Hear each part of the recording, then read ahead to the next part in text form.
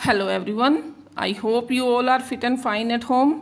So dear students, we will start with today's thought, that is बुलंद हो हौसला तो मुट्ठी में हर मुकाम है, मुश्किलें और मुसीबतें तो ज़िंदगी में आम है।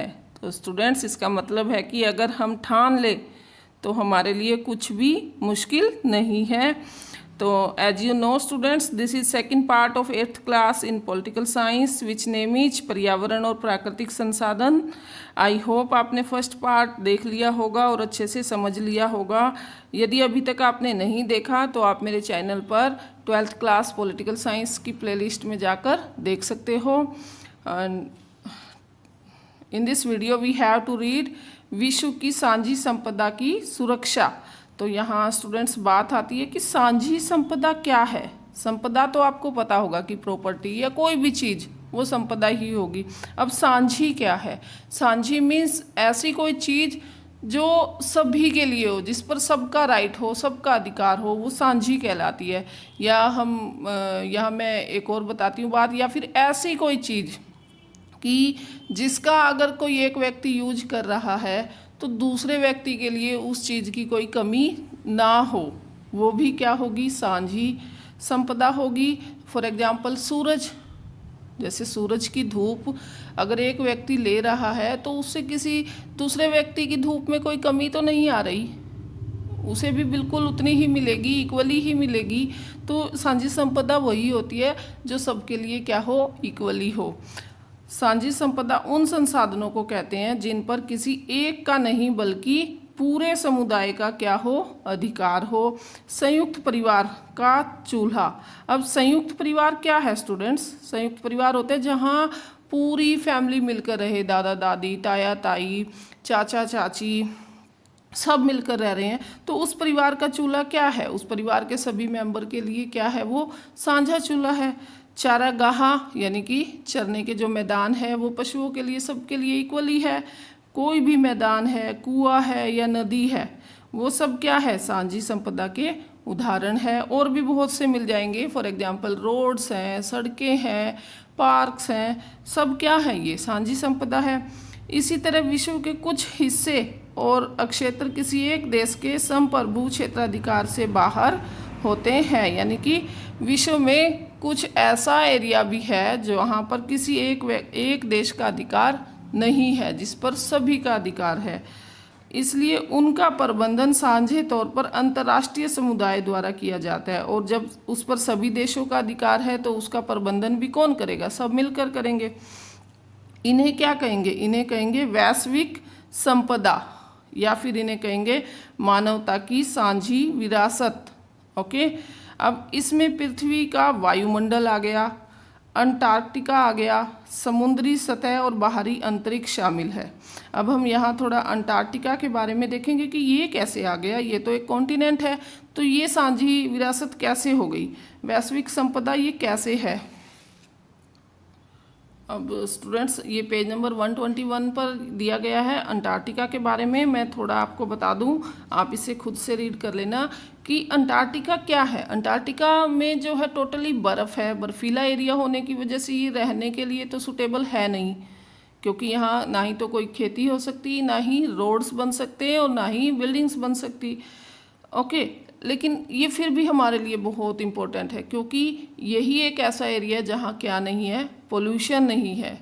और कहीं ना कहीं ये हमारे इन्वायरमेंट को भी पोल्यूशन इन्वायरमेंट में कम करने में भी ये हमारी बहुत हेल्प करता है।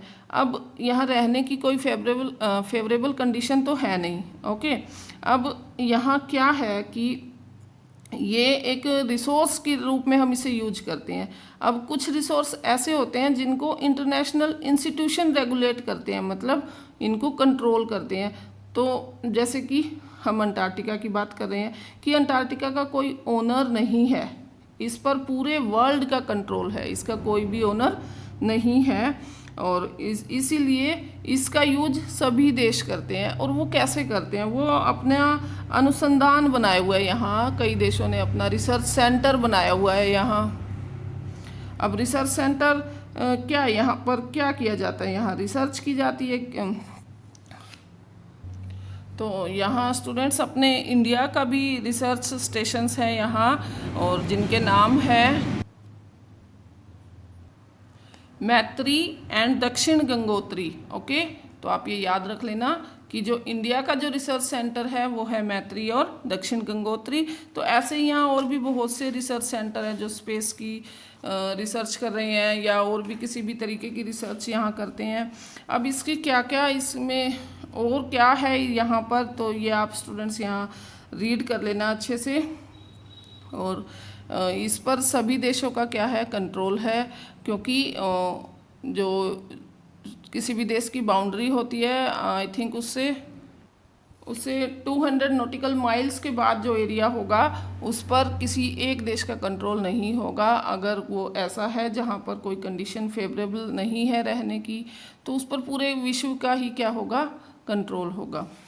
ओके, अब हम आगे देखते हैं। वैश्विक संपदा की सुरक्षा के सवाल पर अंतर्राष्ट्रीय सहयोग कायम करना टेढ़ी खीर है, मतलब सभी देशों को इकट्ठे लाना बहुत ही मुश्किल है। इस दिशा में कुछ महत्वपूर्ण समझौते किए गए हैं। अब वो क्या है, जैसे कि अंटार्कटिका संधि की गई कब, 1959 में, कि इसका जो यूज है वो सब करेंगे मिलकर, और इस तरीके से करेंगे कि किसी को कोई भी किसी तरीके का नुकसान ना हो।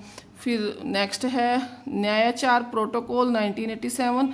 तो प्रोटोकॉल जो वर्ड है स्टूडेंट, ये इसका जो मैं मीनिंग कहूँगी कि पॉलिटिकल साइंस में इसका जो मीनिंग है वो होता है रूल्स एंड रेगुलेशन। तो ये एक ऐसी एक संधि बनाई होगी जिसमें कुछ रूल्स और रेगुलेशन बनाए गए होंगे, किसको बचाने के लिए, पर्यावरण को बचाने के लिए।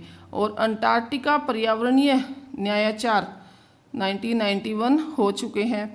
पारिस्थितिकी से जुड़े हर मसले के साथ एक बड़ी समस्या यह जुड़ी है कि अपुष्ट वैज्ञानिक साक्ष्यों और समय सीमा को लेकर मतभेद पैदा होते हैं। ऐसे में एक सर्वसामान्य पर्यावरणीय एजेंडा पर सहमति कायम करना मुश्किल है।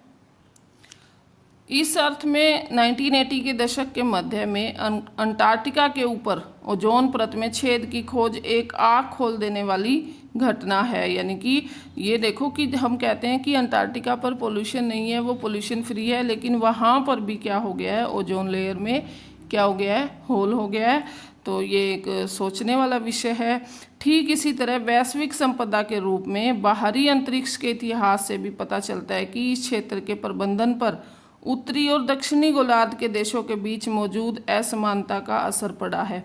अब यहाँ क्या असमानता है स्टूडेंट्स, किसके बीच, उत्तरी और दक्षिणी गोलार्ध के बीच, की जो नॉर्थ साइड की जो कंट्रीज हैं उनके बीच और जो साउथ साइड की कंट्रीज हैं उनके बीच। तो जो साउथ साइड है स्टूडेंट, वो हम कह सकते हैं कि वहाँ विकसित देश है, मतलब जो सबसे पहले जो औद्योगिकरण शुरू हुआ वो साउथ में हुआ। औद्योगिकरण क्या होता है कि मशीनों से काम करना, बड़ी बड़ी फैक्ट्रियाँ लगाना। और जो नॉर्थ की साइड है, मतलब उत्तर की साइड जो है, वहाँ पर बाद में हुआ। तो तभी हम इनको विकासशील देश बोलते हैं और साउथ वालों को विकसित देश बोलते हैं। ओके, तो अब विकसित देश क्या कर रहे हैं, वो तो काफ़ी सालों से औद्योगिकरण शुरू है वहाँ, तो वो तो काफ़ी सालों से पोल्यूशन कर रहे हैं, और उसका इफेक्ट क्या है, नॉर्थ की साइड भी जा रहा है। पोल्यूशन को तो बाउंड्री पता नहीं है कि उसे सिर्फ और सिर्फ दक्षिण की साइड ही रहना है, ऐसा तो हो नहीं सकता। पोल्यूशन तो अगर होगा तो वो पूरे इन्वायरमेंट में ही होगा। तो ये वही असमानता है। अब धरती के वायुमंडल और समुद्री सतह के समान यहाँ भी महत्वपूर्ण मसला क्या है, प्रौद्योगिकी और औद्योगिक विकास का है, जो अभी मैंने आपको बताया। यह एक ज़रूरी बात है क्योंकि बाहरी अंतरिक्ष में जो दोहन कार्य हो रहे हैं उनके फ़ायदे न तो मौजूदा पीढ़ी में सबके लिए बराबर है और न आगे की पीढ़ियों के लिए। यानी कि अगर दक्षिणी गोलार्ध ज़्यादा अपना विकास कर रहा है तो उसका जो फ़ायदा है वो किसी को ज़्यादा नहीं हो सकता, क्योंकि आगे चलकर वो क्या कर रहा है, वो पोल्यूशन को ही बढ़ा रहा है। तो इसीलिए अब नेक्स्ट देखते हैं, साझी परंतु अलग अलग जिम्मेदारियाँ। अब ये कैसे है कि जिम्मेदारियाँ अलग अलग बट प्रॉपर्टी जो है वो क्या है, साझी है। देखते हैं, ऊपर हमने देखा कि पर्यावरण को लेकर उत्तरी और दक्षिणी गोलार्ध के देशों के रवैये में अंतर है। उत्तर के विकसित देश पर्यावरण के मसले पर उसी रूप में चर्चा करना चाहते हैं जिस दिशा में पर्यावरण आज मौजूद है।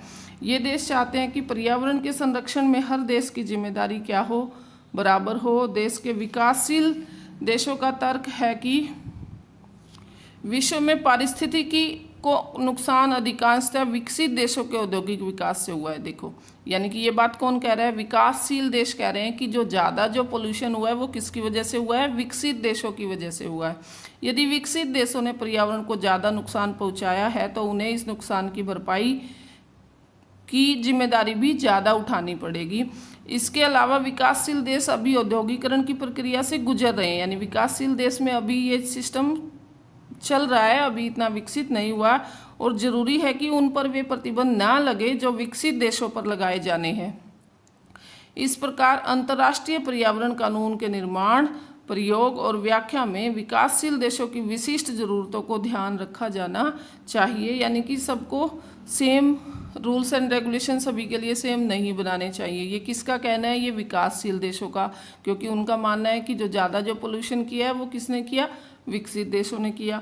अब सन 1992 में हुए पृथ्वी सम्मेलन में इस तर्क को मान लिया गया और इसे साझी परंतु अलग अलग जिम्मेदारियों का सिद्धांत कहा गया, यानी कि उत्तरी गोलार्ध की जिम्मेदारी अलग बनती है और दक्षिणी गोलार्ध की अलग, क्योंकि दक्षिणी गोलार्ध ने ज़्यादा पोल्यूशन किया है तो उन्हें ज़्यादा जिम्मेदारी उठानी है।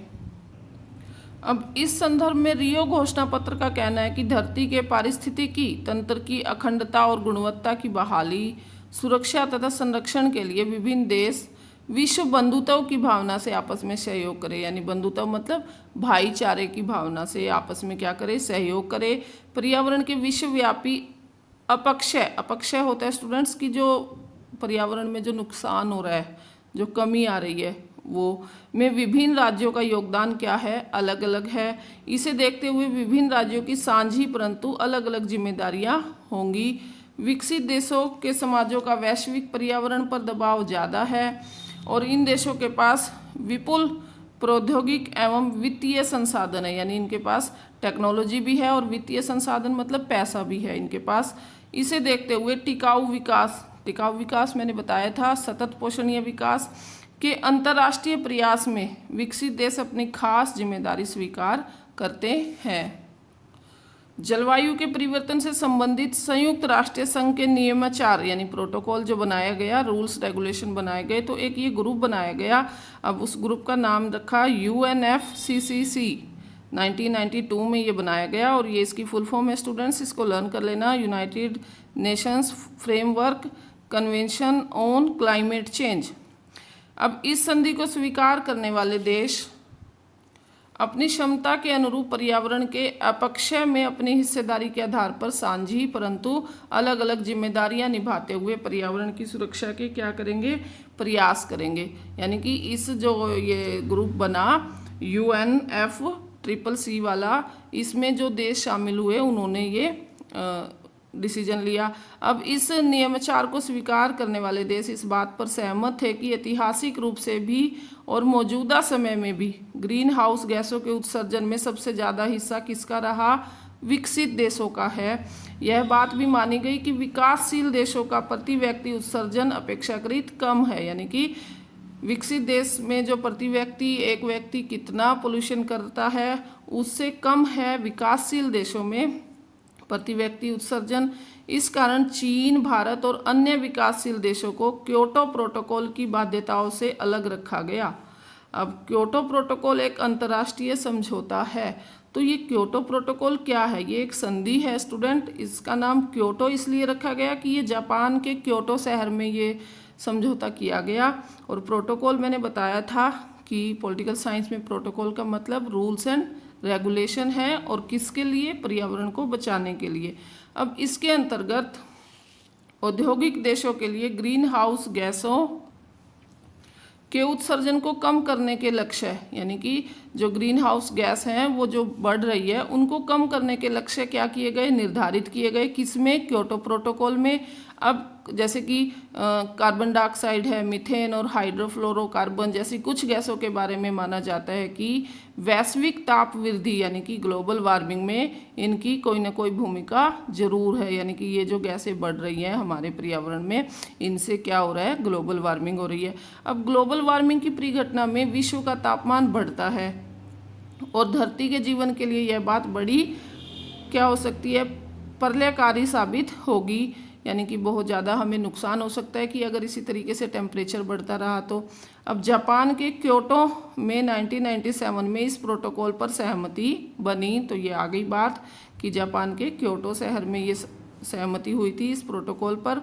अब 1992 में इस समझौते के लिए कुछ सिद्धांतों तय किए गए थे और सिद्धांत की इस रूपरेखा यानी United nation framework convention on climate change पर सहमति जताते हुए हस्ताक्षर हुए थे।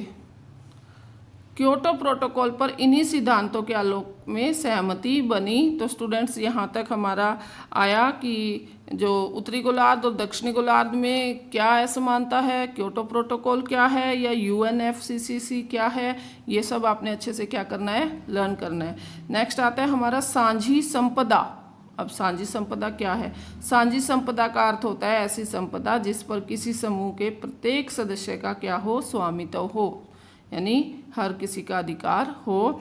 इसके पीछे मूल तर्क यह है कि ऐसे संसाधन की प्रकृति, उपयोग के स्तर और रखरखाव के संदर्भ में समूह के हर सदस्य को क्या हो, समान अधिकार प्राप्त हो, यानी कि उसको यूज करने का समान अधिकार हो, उसको रखरखाव यानी उसकी संभाल करने का जो है समान अधिकार प्राप्त हो और समान उत्तरदायित्व निभाने होंगे। उदाहरण के लिए सदियों के चलन और आपसी समझदारी से भारत के ग्रामीण समुदाय ने, मतलब गांव में रहने वाले लोगों ने साझी संपदा के संदर्भ में अपने सदस्यों के अधिकार और दायित्व तय किए हैं। यानी गांव में बहुत अच्छे से किसी भी प्रॉपर्टी का जो यूज किया जाता है वो साझे तौर पर किया जाता है। अब निजीकरण मतलब अपना अपना करने के चक्कर में जो निजीकरण बढ़ गया कि ये मेरा है मेरा है।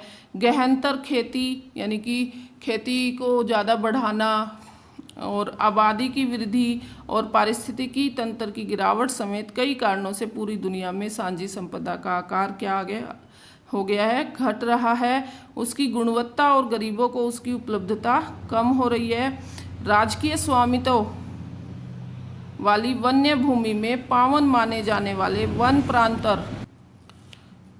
प्रांतर के वास्तविक प्रबंधन की पुरानी व्यवस्था साझी संपदा के रखरखाव और उपभोग का ठीक उदाहरण है। अब वन प्रांतर क्या है स्टूडेंट? वन प्रांतर जो है ये मैं कहूँगी कि ये एक रिवाज है कि वनों का कोई एक पार्ट, जंगलों का एक पार्ट छोड़ दिया गया और उसकी पूजा की जाने लगी। काफ़ी जगह लोग ये पूजा करते हैं और हर जगह इसको अलग नाम से जाना जाता है, जैसे यहाँ वन प्रांतर लिखा हुआ है। तो ये है कि प्रकृति से लोगों की जो अटैचमेंट है वो शो करता है ये कि कैसे जो लोग जो है वो प्रकृति की भी पूजा करते हैं, पेड़ पौधों की भी पूजा करते हैं। तो ये एक अच्छी रिवाज थी जो धीरे धीरे अब क्या हो रही है, ख़त्म हो रही है, क्योंकि लोग क्या कर रहे हैं, लोग वनों को काटकर अपनी ही रहने की जगह, अपनी बिल्डिंग्स, फैक्ट्रीज, रोड्स ये सब बना रहे हैं। तो आई थिंक ये जो रिवाज है ये होना चाहिए और हमेशा के लिए रहना चाहिए, ताकि इस रिवाज के हिसाब से या इस रिवाज के कारण हमारे कुछ जो पेड़ पौधे हैं वो बचे रहें। तो इससे रिलेटेड स्टूडेंट्स नीचे भी दिया गया है, ये देखिए, ये दिया गया जो भारत के पावन वन प्रांतर। तो स्टूडेंट्स आपने ये अच्छे से इसको रीड करना है, इसमें काफ़ी सारे आपके 1 मार्क के क्वेश्चन निकलेंगे और इसको अच्छे से समझना है। मैंने इसके मेन पॉइंट आपको बताए हैं कि ये क्या है। ये एक रिवाज है जिसमें कि पेड़ पौधों के कुछ हिस्सों को नहीं काटा जाता, इवन उनकी पूजा की जाती है। ओके, भारत के वन प्रदेशों में विद्यमान पावन वन प्रांतों का प्रबंधन परंपरानुसार ग्रामीण समुदाय करता आ रहा है। तो स्टूडेंट्स आई होप आपको यहाँ तक अच्छे से समझ आ गया होगा। यहाँ आपने वन प्रांतों के बारे में अच्छे से रीड करना है, इनको देवस्थान भी कहते हैं। और अगला जो हमारा टॉपिक होगा वो है पर्यावरण के मसले पर भारत का पक्ष, जो हम हमारी नेक्स्ट वीडियो में करेंगे, क्योंकि ये बहुत ज़्यादा बड़ा है और वीडियो बहुत ज़्यादा बड़ी हो जाती है। तो यदि आपको ये अच्छे से समझ आ रहा है तो please like, share and subscribe my channel. Thanks for watching. Stay home, stay safe. हम मिलते हैं हमारे नेक्स्ट पार्ट में।